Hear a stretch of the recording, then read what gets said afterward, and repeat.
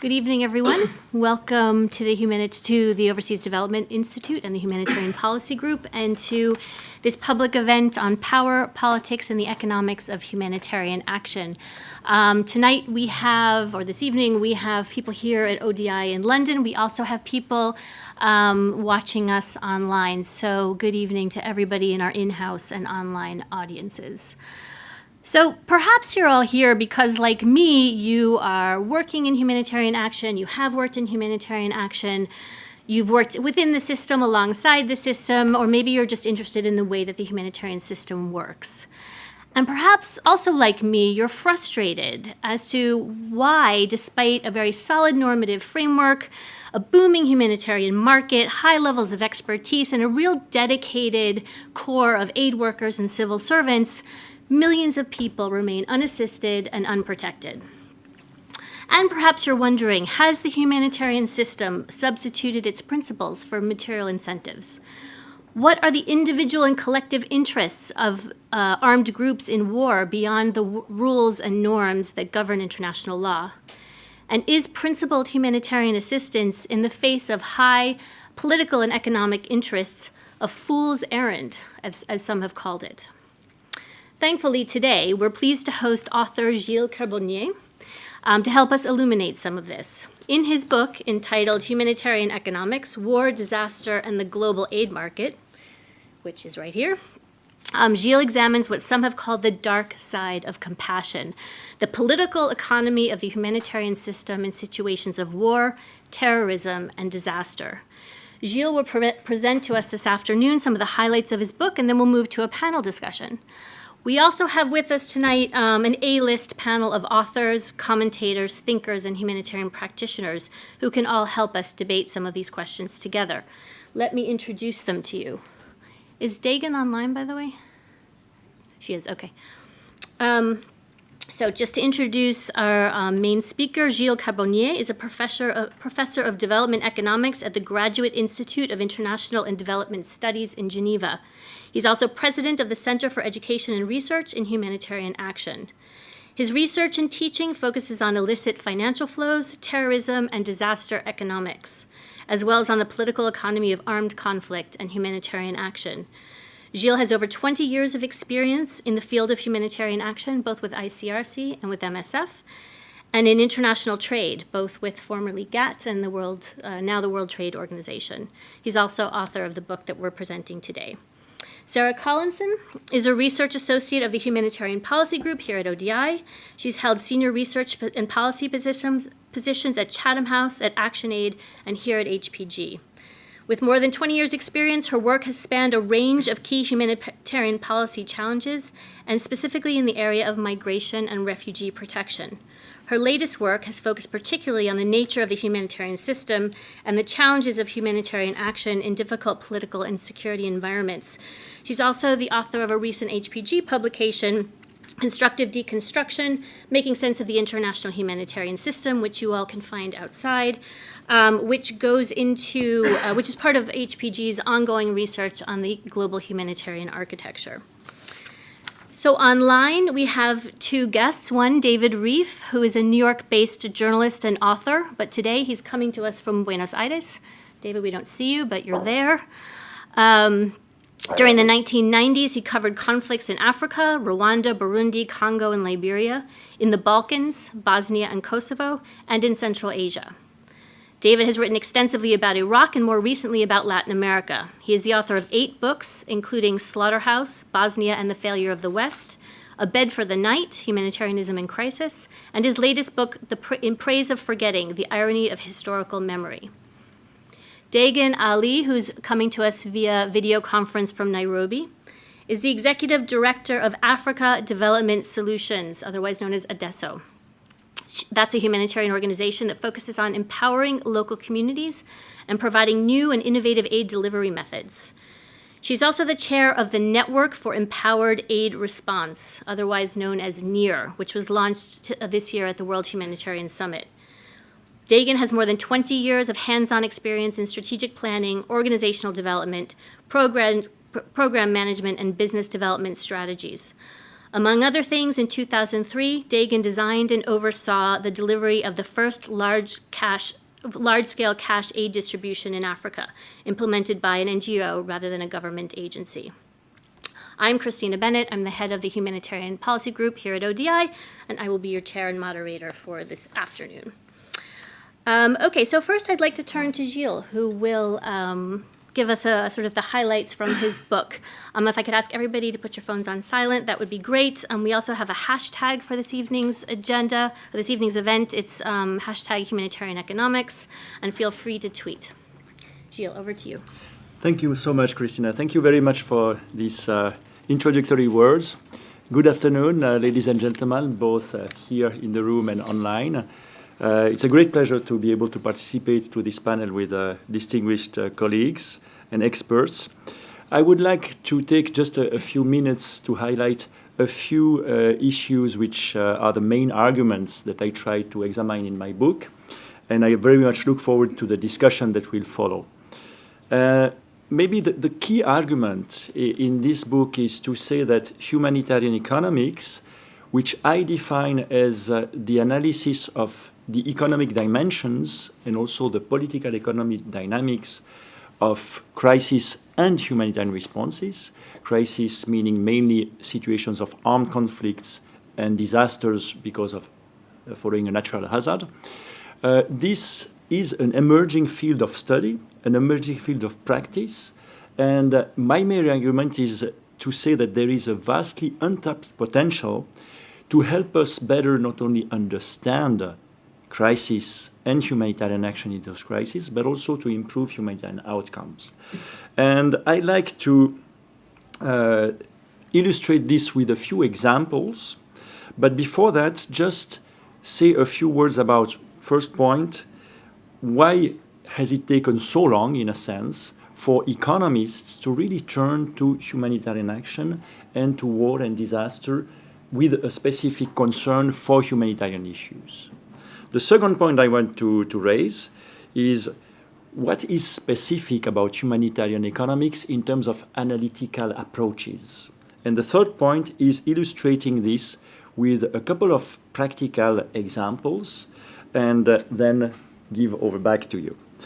So let me start just by quoting actually Jack Hirschleifer, who has been a pioneer among economists to really turn to what he called the dark side of force. Jack Hirschleifer was saying after the end of the Cold War in 1993, how comes that economists have applied with a certain success the power of self-interest to try to understand voluntary exchange of goods and services mediated by the market, but have not really applied self-interest to understand the other side, which is the forceful acquisition and extraction in situations of violence, armed violence and conflict.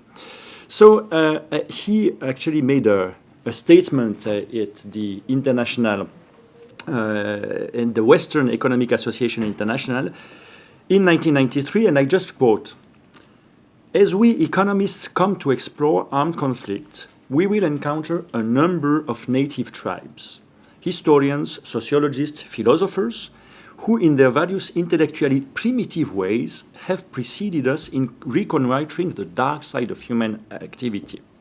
First sentence. Second sentence, once we economists get involved, quite properly we'll of course be brushing aside these atheoretical aborigines. So this was quite a statement, and I'd like maybe start with the second sentence, where I completely disagree, and in the book again and again, with specific example, we see that economic analysis can greatly help, but it needs to be complemented and confronted with findings, with research that is conducted by other social scientists based on other methodological approach and epistemological foundations. But if I come back to his first sentence, I do agree with Jack Hirschleifer that for economists it has been a very belated awakening and a long overdue awakening. And I was thinking, why? Why among social sciences did economic analysis not really look at war And this is particularly disturbing because if we look at development economics, during the Cold War, there is hardly any solid piece of research on armed conflicts, despite the fact that most of the developing world has been affected by civil war heavily during the Cold War. So one reason, lack of data, and or if data is available, very poor data.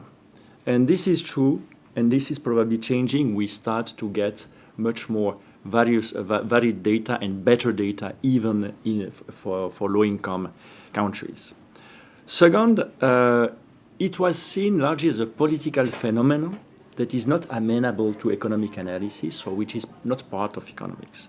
Third, I think it's quite interesting to relate this debate to a very vivid controversy that was there during the 1970s and 80s within economic anthropology, between those who were saying, well, we cannot apply economic analysis, rational choice models, cost-benefit analysis in so-called primitive pre-industrial societies where barter exchange prevails over monetized exchange in the market, and where individual behavior, individual choices is rather dictated by social norms, by question of reciprocity, and also clientelism, fear, rather than by rational cost-benefit analysis.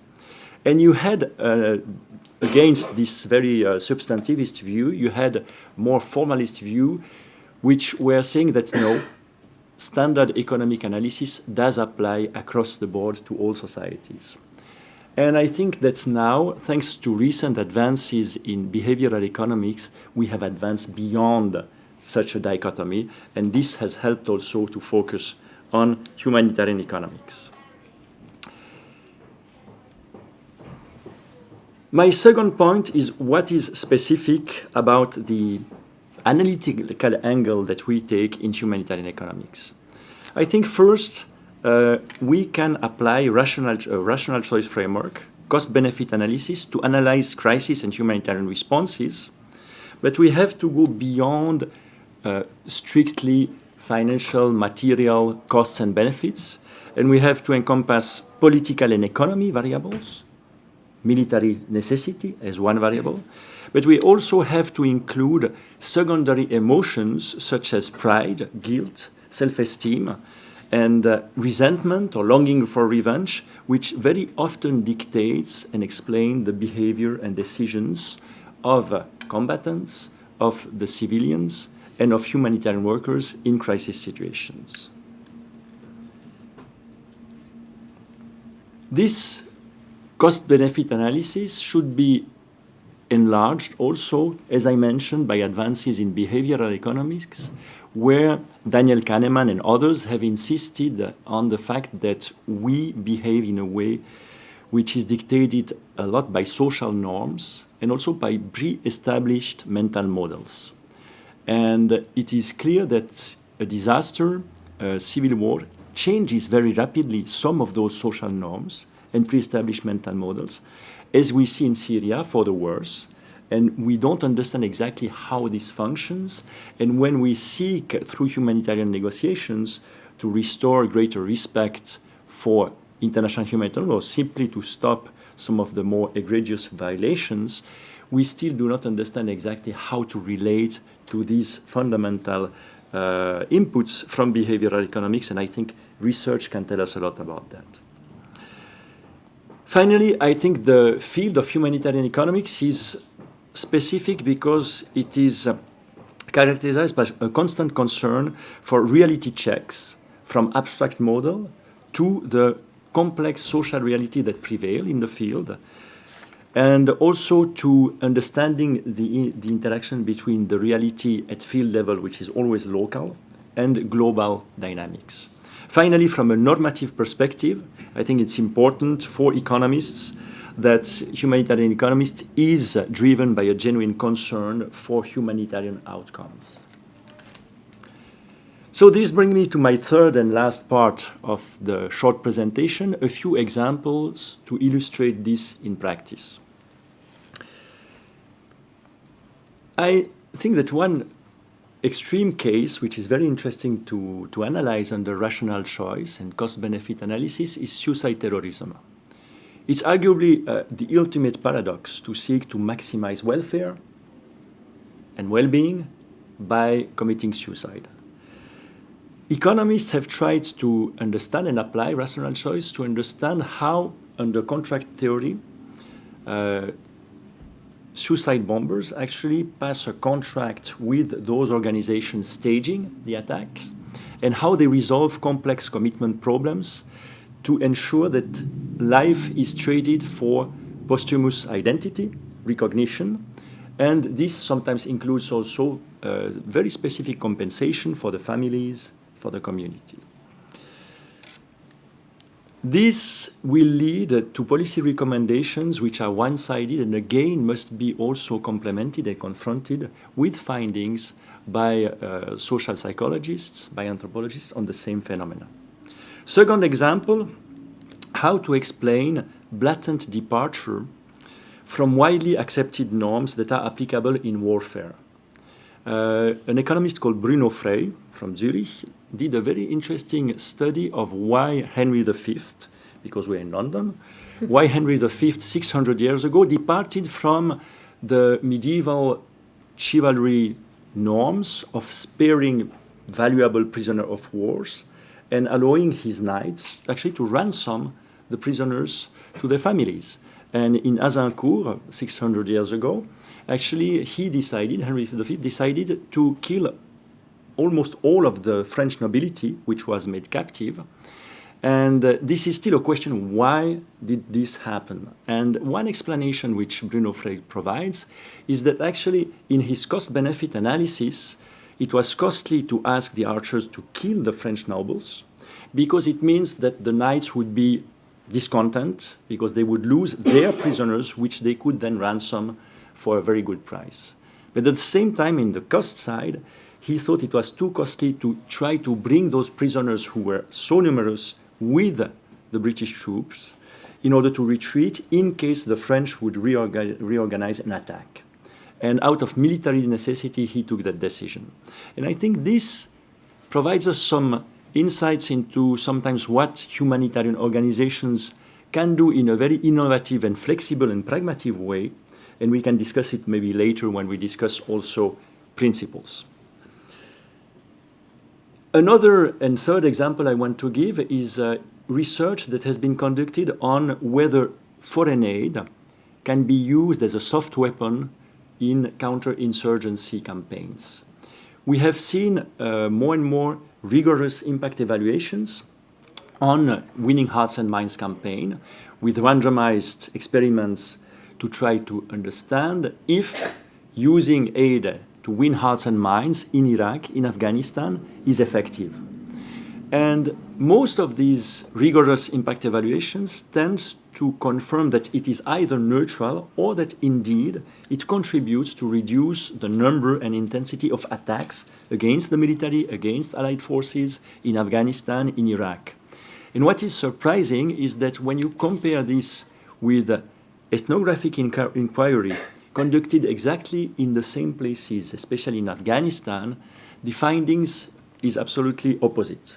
The finding is that using aid has actually antagonized local population who were frustrated and had grievances because of the abuse and misuse of aid as a soft weapon for that purpose. So I think, again, this shows the necessity to bring quantitative and qualitative research, economists and other social scientists together to confront their findings, all the more that the policy recommendations that stem out of research go in very different directions. A fourth example is rigorous evaluation impact evaluation to evaluate the outcome of cash-based assistance. We have seen now a number of randomized experiments to try to see if our major concerns and critique against cash assistance are warranted. And most of those evaluations tend to provide evidence that this is not the case, including when it comes to the misuse of cash assistance for consumption of alcohol and tobacco rather than feeding children in the family, etc. But these rigorous impact evaluation often discard completely the more symbolic aspect of perceptions. And I think that in the case, for instance, of Lebanon and the cash assistance for Syrian refugees, which I discuss in my book, it would be interesting also to see what is the impact of leaving beneficiaries to their ATM machines with an ATM card, and without having anymore this strong logistical presence, which symbolically can be reassuring, has a certain impact because it's mark a presence of the international community, of the humanitarian system on the ground. It's also a question with regard to the interest of donors if they cannot anymore actually get rid of food surpluses because we move from food aid to cash assistance. My final example to illustrate my point is to look at the rise of innovative financial instruments in disaster risk management. As you well know, there has been a rise of risk-linked securities and a multiplication of innovative financial devices to try to shift disaster risks from disaster-hit countries onto global financial markets. And I think that this changes where we see a keen interest of the insurance industry and also of financial markets into engaging in preventive and prevention and preparedness might be a game changer in terms of combating the adverse political economy dynamics that so far has really prevented the international community to invest seriously in prevention and preparedness because it's costly. And sometimes it's politically more rewarding to be on the picture once the disaster has struck and to show generosity rather than to raise taxes to invest in preparedness and prevention. So to conclude, I would say that we have a vast and exciting research agenda in front of us. For instance, evaluating the outcome of partnerships, we have seen with the example of risk-linked securities, catastrophic bonds, or so-called catastrophic insurance bond of CAT bonds, a number of partnerships between the insurance industry and the aid industry. And we have not really looked at legitimacy of such partnerships in terms of looking at their outcomes, which is very important in that case in terms of outcome legitimacy. I think that understanding why in places like Syria social norms, long-standing meta models collapse or quickly evolved for the worse, and what can be done about it is another area where further research is needed and would be extremely welcome. I know some research has been conducted on war video games to try to understand if setting limits regarding international humanitarian law in war video games for teenagers who then will participate virtually or actually really physically in actual hostilities is something that is important in terms of dealing with insights that we tend to act automatically and according to pre-established mental models. And finally, as we get more data, satellite data and georeference data, I think that much more rigorous research can be done, but I invite economists and other social scientists to combine hypothetical-deductive approaches with more inductive approaches based on different social inquiry techniques.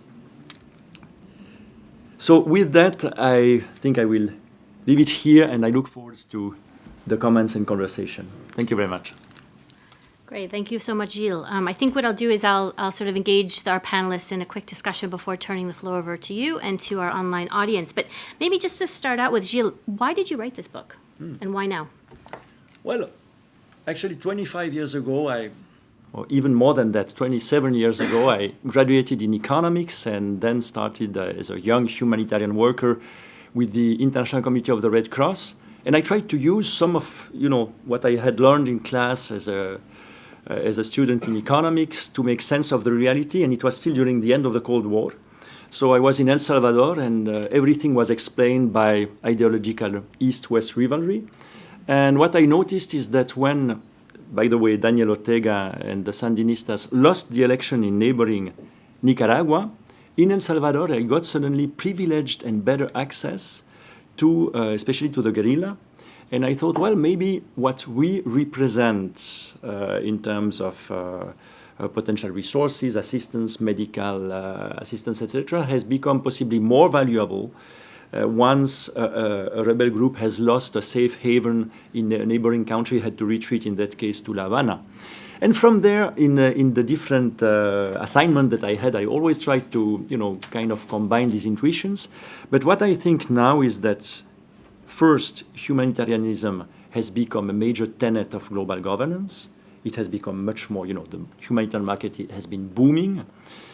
Second, the humanitarianism is in a crisis. When we look at our incapacity to work effectively in the heart of conflicts where we should be, when we look at the difficulty to really reduce the severity of war crimes, and when we look at this trend where not only humanitarian aid but humanitarian workers themselves become valuable assets in war through kidnap and ransom, I think we are facing a crisis where we need to integrate humanitarian economics much more into the equation. Okay, thank you. And maybe I'll just pick up on that last point about the analysis that economics can bring to how we describe or how we understand the humanitarian sector. And you mentioned in your talk that the aspect of self-interest is not something that traditionally forms part of our analysis of what our sector is all about. And I wanted to pick up on that and maybe ask some of our other panelists what they think about that. In the book, you mentioned the tension between altruism and rationalism, and specifically the tension between maximizing self-interest and humanitarian outcomes. This has been expressed as others as the calculus between interests and values, and I think we're seeing that a lot now and being discussed more prominently in political circles where, humanitarian action, which has always been a factor of politics, is now more and more about a calculation or a balancing of interests versus values and what governments want to be. So maybe if I could just turn to you, Sarah, and ask you the question, what lies at the basis of this tension, altruism, self-interest, for you? And maybe what are some examples of how it's played out? Well, it's interesting listening to Gilles, and I was reflecting on the approach that he's taken in the book, which I agree is an overlooked area. And thinking about the humanitarian sector and how to understand the dynamics and tensions within it, I think one can almost, it's such a big, complex and sort of hybrid form of international governance, in a sense, that I sometimes feel that whatever you want to look for, you're going to find it, and it's rife with all sorts of tensions all the way through at different levels. One of those tensions is that tension between altruism and interest, but I suppose as a kind of expanding, booming, as Gilles commented, sector of international action, that it's inevitable that the organisations that make it will manifest the kind of almost inevitable organisational interests that would happen in any large sector of that kind. So I don't think that there could be such a big sector doing what it does and acting on such a vast scale, really, certainly compared to some decades ago, without there being an element of interest. But I'm not sure it's correct to necessarily pit those two things against one another. Altruism without good outcomes is not necessarily in anyone's interests. And I think that we need to unpick what we mean by those terms, to act in the interests of the organisation or to act in the interests of beneficiaries. Is that done through purely altruistic action without having a clear analysis of what the outcomes will be? These things are not that straightforward. And I guess looking at it in that way, one could say that to take a more sceptical view of altruism and to focus more on outcomes, which might require a more sort of professionalised approach and may look less like the sort of voluntaristic altruism of the past, might actually be better in the interests of beneficiaries. than a sort of more chaotic situation where everybody was doing what they thought was best but had no particular evidence base or particular system for actually knowing that that's the best thing to do. It's difficult enough anyway. So I'm not sure that those two, interest and altruism, necessarily have to oppose one another. They might do. It depends on the situation. Okay, thanks, Sarah. Maybe if I could bring David into this. David, hello, welcome. We can see you now. I know you've got some opinions on this and you've written about this before, but Sarah has just called the tension between altruism and interest inevitable. I wanted to know what your thoughts are on this. Is this a resolvable tension? Do we want to resolve it? Is humanitarianism a fool's errand in the face of such high-level political and economic interests? Well, well, first of all, thank you for having me. I think the first thing I would say is it depends what you think humanitarianism is supposed to accomplish.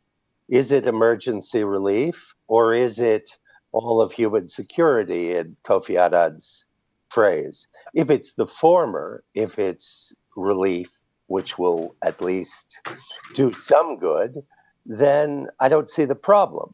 If, on the other hand, you really believe that humanitarian action remains, if you like, a kind of Archimedean lever to bring social justice, respect for international norms, etc., then my view, at least, is it is a fool's errand. It's humanitarian hubris, if I may say so very precisely. Not least because it depends on the idea, which I think is being disproven at Mach 3 in our time, that there is an international consensus, that there is an international community, and that realities don't eventually approach the new norms we set. What I think Syria and lots of other places show us is, on the contrary, there is no international community worthy of the name. There is no UN system worthy of the name. And the norms are decaying. I mean, IHL is not acknowledged by most belligerents fighting wars. It's acknowledged by militaries who largely don't fight wars. I mean, if you want to take Aleppo, if you're a Russian general, surely the way to do it is exactly what they're doing. Grozny rules, as they say. I mean, I don't understand on what basis optimism about not just the maintenance, but the expansion of these norms is based. Okay, thank you, David. Dagan, are you with us? Yes, I'm here. Hi, Dagan. I wanted now to turn to you. I don't know if you've had a chance to listen to what others have said, but I wanted then to pose the same question to you. The tension between altruism and rationality, is it resolvable? Do we want to resolve it? As David says, there is no international community to speak of, and the norms that we all try to espouse are in name only and don't really serve our purposes anymore. From where you sit as an NGO working in East Africa, does this resonate with you? Do you see, how does this play out for you on the ground? Yeah, I think that this tension is very real, and I actually think that like David, I'm not sure if this tension is even resolvable with the current makeup of the system. And the closer you get to the communities, the affected people, the victims of war crimes, the victims of poverty, I think there's just a sense of cynicism. And I think, the reality is there, as you said, with Aleppo, with Syria. And I actually think this all goes back to ultimately where the power lies and where the center of power is in this world. And the fact that we continue to have an archaic system with a UN system that has 5 members having veto power, I think has a lot to do where we are today. And I think that if this tension is not going to be resolved, which I don't see how it can be resolved with the current dynamics as it is, I think it will only result in more and more obstructionist and outlier kind of behavior, and people just going outside of the system and trying to find resolution in more organic, local solutions, and rather than sitting there waiting for the international system to solve the problem. So I definitely agree with that tension, and I think, unfortunately, while we are having discussions and debates and talking about it, it's not theoretical to the average person in Aleppo. It means life or death, or in Iraq, or in people who are unequally impacted by unfair and neo-colonial trade rules and policies in the global South, or whatever that power dynamic has manifested itself. So I think this is a life or death question for the average person in either conflict or a chronic poverty. Okay, thank you, Dagan. And now maybe want to turn to how this tension resolves itself within the institutions of the humanitarian sector. And in Gilles' book, he describes the fact that humanitarian outcomes, or he suggests that humanitarian outcomes are perhaps more important than the motives or the means by which they are achieved, suggesting that the professionalization of the humanitarian sector, which I know we've all discussed and we all know about, is fine, in fact, if it makes the system more efficient, more effective, and if more people are served. It also suggests that humanitarian principles can be calibrated if, in fact, that leads to achieving better humanitarian results. So I want to maybe turn to Gilles now. No, actually, I'll turn to Sarah first on this, and ask you, do you believe that humanitarian organizations have, quote unquote, from Gilles' book, sacrificed altruism to the altar of efficiency? Or has professionalism made the humanitarian sector more effective? What have been the consequences for it? Well, I suppose it begs the question of how efficient the humanitarian system is. Perhaps individual agencies have become more efficient in many respects, but the system as a whole, there's a big question mark there. And I think actually, and it's reflected in the comments that the other panelists have made, at every level across the system, and one of the manifestations of how the economics of the humanitarian system works is that politics trumps efficiency, and without understanding the politics, then it's hard to understand why the efficiencies or inefficiencies are the way they are, and hard to understand why certain inefficiencies haven't actually been tackled as well as they could have been. So I quite liked, I was in the paper that I wrote for HPG recently. There was one quote that I noted down that I particularly liked. It was in relation to trying to understand why the increasingly large and bureaucratic organisations of the humanitarian sector operate the way they do, and most of the criticism is directed towards the UN agencies in particular, but some of the biggest INGOs are very big bureaucracies as well now as the system has expanded. And one particular analysis that I looked at was trying to explain why actually highly inefficient and ineffective bureaucracies survive so well in many of these international systems, including the humanitarian sector. They describe many international bureaucracies as confused and contentious bumblers. And there is quite a lot of confused and contentious bumbling within the humanitarian sector. So the extent to which anything that's been sacrificed to efficiency, I think, is questionable. I think a lot has been sacrificed to politics, and the politics of inter-organisational and bureaucratic behaviours have got in the way of a lot of sort of what many people would wish for in terms of progressive reform of the structures and processes and power dynamics and economics of the sector. So there's a lot of irrational behaviours, if you like, that come out of large inter-organisational and intra-organisational dynamics, and it perhaps all the more so in the humanitarian sector, because actually the primary goals are contested. You know, we talk about humanitarian principles as being sort of shared and accepted principles, but actually what they mean in practice is not a settled issue at all, even among the major players in the sector. Monica Kraus has written recently, interestingly, about the different sort of subcultures. So I think culture is important as well as economics and politics.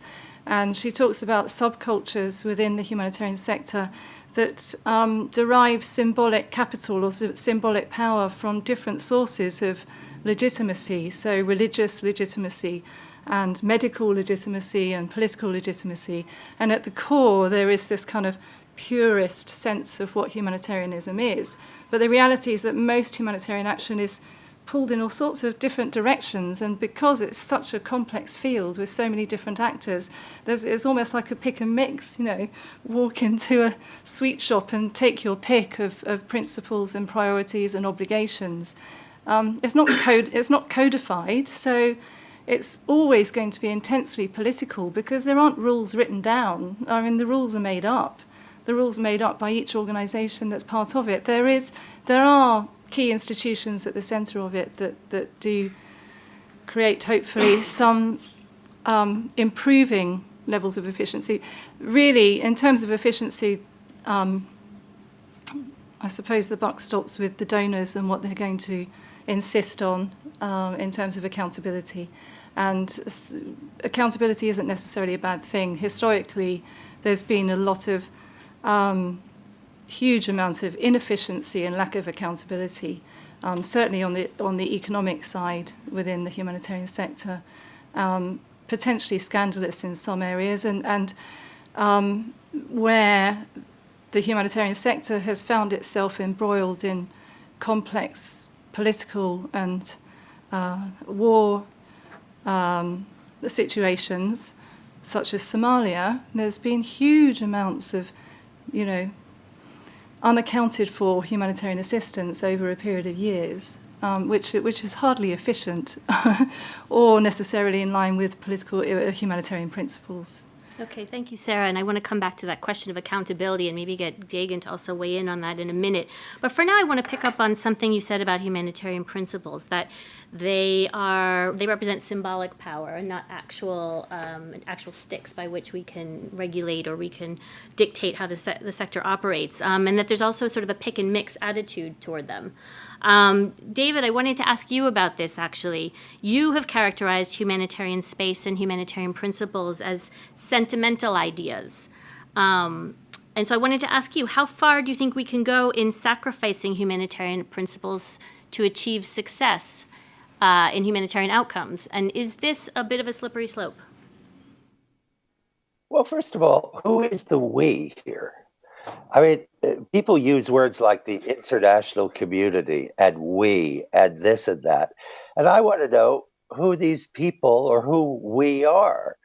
It's not at all clear to me. I want to come back really to something Dagan Ali said, which I entirely agree with, and perhaps I could take it a step further, which is that I don't see how the humanitarian sector, if you want to call it that, can be a fundamentally just and responsible sector in a fundamentally unjust, unequal, and unjustifiably moral world. I mean, it's almost as if humanitarians think they can manumit themselves from the cultures and contexts in which they live. So you talk about rational choices. I mean, what do we mean by rational choice? It's very rational to drop bunker buster bombs on Aleppo if your goal is to destroy Aleppo and restore control of the ruins to Bashar al-Assad. I mean, we live in this profoundly cruel context. And the idea that somehow humanitarians who are funded precisely, most of the time, by the dominant groups, powers, institutions, nations, regions, that somehow they get, that the humanitarian world gets a pass and can, as it were, go about its moral business while the rest of the planet is going about its immoral business, seems to me just self-congratulation of the worst sort. Okay, thanks. Thanks for that, David. Gilles, would you like to respond to that? What David has said is, how can we trot out our humanitarian principles in a world that is just simply unjust? And can we legitimately do that? And doesn't that make us seem actually quite naive? Well, I think that what is perfectly correct now is that we have to look much beyond the humanitarian sector itself and issues regarding the principles and the efficiency of the sector. In the Global Humanitarian Assistance Report of this year, we see that when we look at the 20 top recipients of humanitarian aid, those countries, first 2/3 of the resources are domestic resources of their own government. It varies from one country to another, but still. So what do we do about that? Then the second question is that when we look at the international resources that come from abroad, development assistance is a multiple of humanitarian aid proper. And what is more remarkable is that remittances from migrant workers is also a multiple from when we compare to humanitarian action. And what is important is that remittances go 95% or 92% in the pockets of the household receiving that aid. But when we look at the billions of humanitarian aid, we know that for good or for bad reasons, sometimes 40, sometimes 50% of it is required in order to, make the machinery work. So I think we have to put this in perspective. And my question is, once we understand that, what can we, humanitarian organizations and workers, do to achieve our objectives, which are humanitarian objectives, using that rather than ignoring it or being overwhelmed by it.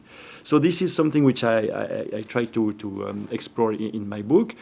And then I'd like to come back a bit on the question of efficiency, effectiveness versus the principles. Sometimes we mistake principles for motives. When we look at the 4 principles, basically you have 2 principles which are tactical, neutrality and independence. These are tactical principles, so tactics in order to be able to operate in war. And then we have one very essential principle of impartiality, and this is highly questionable, but it's the bedrock, and humanity. And I was very surprised when I did the research for my book to read the famous international lawyer Jean Pictet in his commentary on the principle of humanity, saying, well, what counts is not so much the motive of a charitable act, but in his case, for the Red Cross, what counts is that the charitable act be effective, that it be beneficial to those who suffer. And he wrote that in 1980, commenting the principle adopted in 1965. So this is nothing new. And I went back to the Memory of Solferino by Henri Dunant. And Henri Dunant, actually, he was trying to sell his first convention of Geneva with cost-benefit arguments to the monarchs of the day. And in a footnote, he wrote, by reducing the number of cripples, a saving would be effected in the expenses of a government which has to provide pensions for the disabled soldiers. So this is not so new, and we can even go back to the father of economics, Adam Smith, and there find in his theory of moral sentiments, to the contrary, that actually it is beneficial for oneself to do good. So it is much more broad, and I would agree with what Sarah said, is that we don't have to oppose each other, and we need more, I think, conceptual clarity in the discussion. And I think conceptual clarity is already difficult to achieve between ourselves, scholars and practitioners in the West, in the North. But what is really needed now is to better understand how those concepts, fundamental concepts and principles, are understood, are practiced in different geographies, in different locations across time and space. And this is something where we need to work a lot in order to try to provide a bit more clarity on the discussion. So in terms of this cost-benefit analysis and the use of humanitarian principles as tactical elements in what we do, you've got a really set of good examples in the book on how this plays out in humanitarian negotiations, access negotiations. And I wonder if you could tell our audience a little bit about, what you found in the way that this plays out on the ground? Well, I think that there are many examples in one famous book by MSF, Humanitarian Negotiation Revealed, where through a number of case studies, we see what it takes in terms of compromises, especially with regard to the principle of impartiality. And again, I think that being neutral and independent is, in my mind, wise for an organization that wants to be able to operate without armed escort in the midst of a civil war or of an international war. But it's tactical. It has to be consistent, but it's tactical. Impartiality is much more tricky, and for instance, the push by the market to operate in major humanitarian emergencies is so great on major agencies that I see a tendency to compromise on impartiality in order to gain access. And I think that this is more problematic.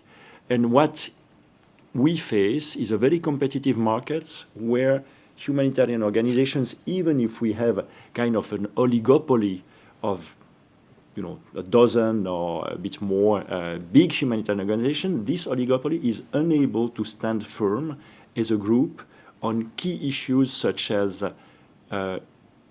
certain derogation to counterterrorism legislation in order to operate in, according to impartial principles in difficult environments, or for that matter, what I mentioned just before. And this is highly problematic. Again, if we look at kidnap for ransom, what I see is that intelligence services across the world, but also kidnappers, they know the price of,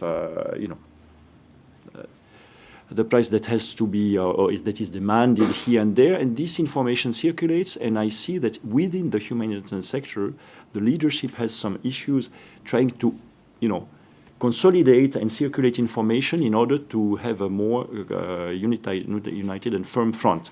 So this is part of a very competitive environment, but on some fundamental issues, I think it would be necessary or desirable to have a bit more coordination on those fundamental issues in front of what David has been referred to as this unexistent international community. Okay, thank you, Gilles. I now want to sort of turn the discussion to this question of local and localization. And the book only touches tangentially on the role of local actors with regards to the humanitarian and development nexus and the new partnerships that might arise from it around humanitarian supply chains and how they work and the difficult accountability and power dynamics around that. And many arguments have been put forward that I've heard among donors, among humanitarian organizations about why a more local way of working, more local humanitarian action is technically not implementable and not feasible for them. But I wanted to sort of turn this back to this question of political economy, because I think it's more there where some of these thorny issues lie. And I wanted to maybe turn to Dagan on this, because Dagan, I know this is close to your heart. From a political economy perspective, do you see more local humanitarian action as desirable, as feasible, and to whom?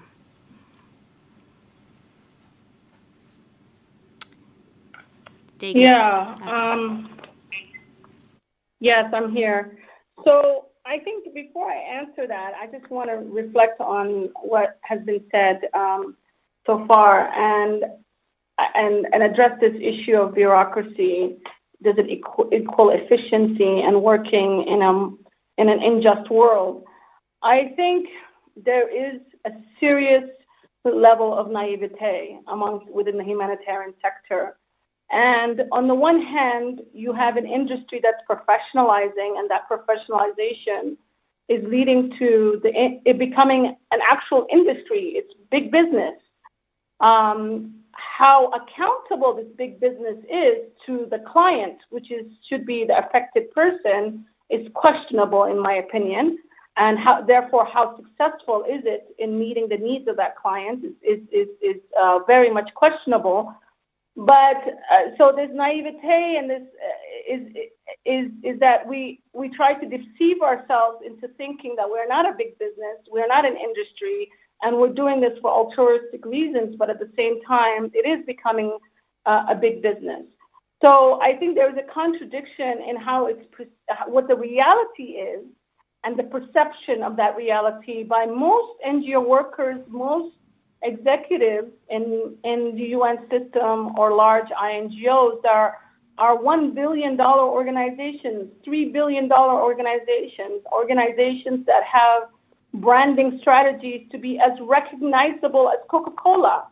When you have such kind of, branding messages, it tells you that, you've veered outside of the realm of this, oh, shucks, I'm going to help and do what I can to, help this communities who are crisis affected and, very mom and pop shop kind of thing. And it's really quite sophisticated industry. And so I think that tension that between altruism and big industry is not being even vocalized by most INGOs and UN agencies and most of us in this industry.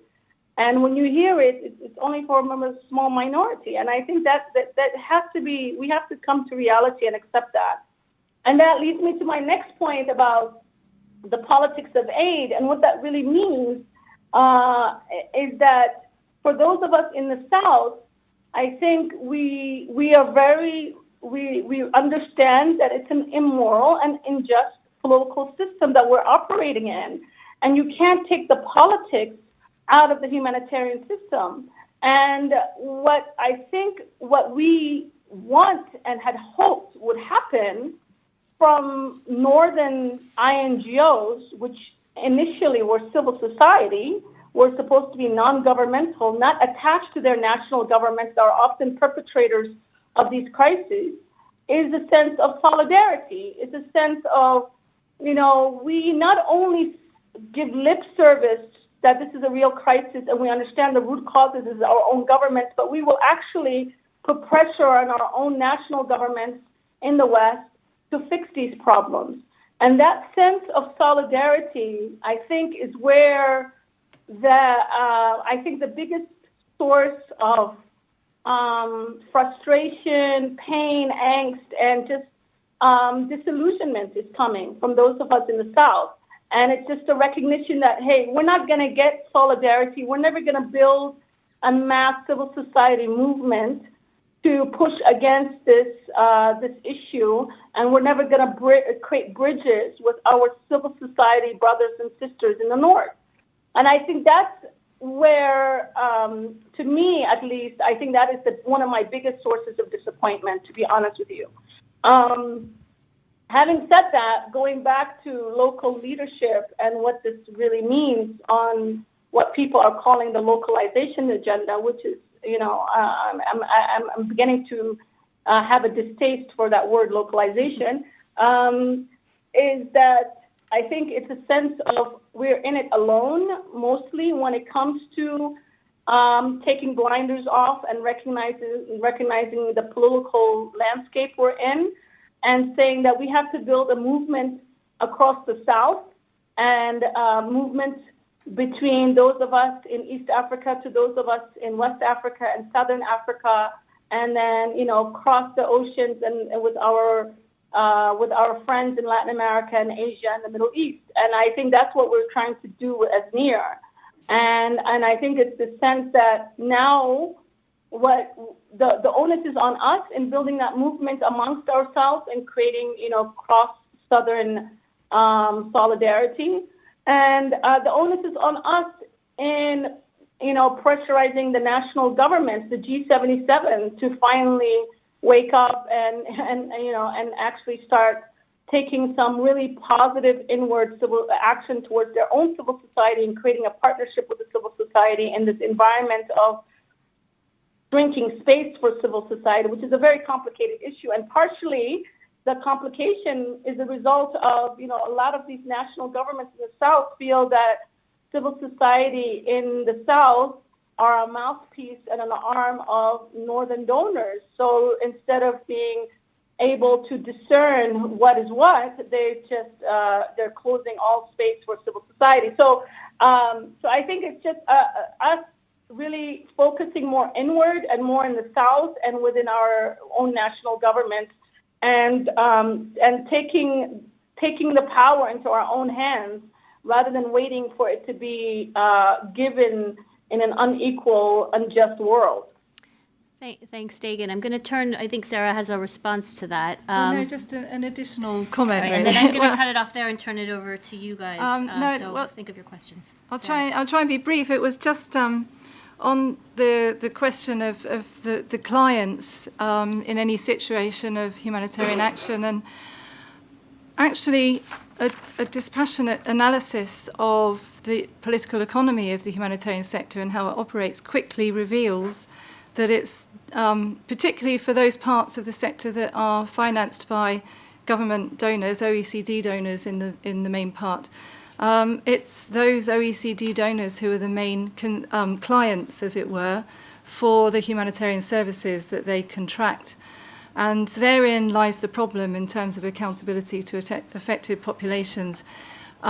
Leaving aside what could be, but is very much dependent on the local political economy and the resources and the humanitarian space, if you like, for local responders and local responses, to the extent that humanitarian action is financed by donor governments for the more sort of established international humanitarian sector. The accountability that is wished for, the improved accountability to affected populations that is promised and wished for, with the humanitarian sector configured as it is now, can only be achieved through artificial or mechanistic sort of forms of adaptation, if you like. So one could look for analogous models in fair trade schemes and corporate social responsibility schemes, and those kind of artificial schemes that should improve the way that a particular system, or in this case, particular industry in inverted commas, operates for those who are affected by the way that the system operates, if you like. But I do think that cash programming is one potential area where the actual terms of incorporation of local actors and local agency and the agency of beneficiaries could be qualitatively different. So I don't know if that was an area that you wanted us to cover. It would be great, but we're out of time in terms of the panel. So why don't, if somebody wants to pick up on that question of cash, I'm happy to put that to the panel. But let's turn this over now to our audience here in London. Are there any questions for the panel? I'll take a round here of questions. We'll have the panel answer. And then for those of us listening online, please send me your questions. I'm looking at an iPad here where I can read them out in a second round. Yes, London audience, go ahead. I think I see Sandrine Tiller. Sandrine, if you could just state your name and affiliation and wait for the microphone so that the online audience can hear.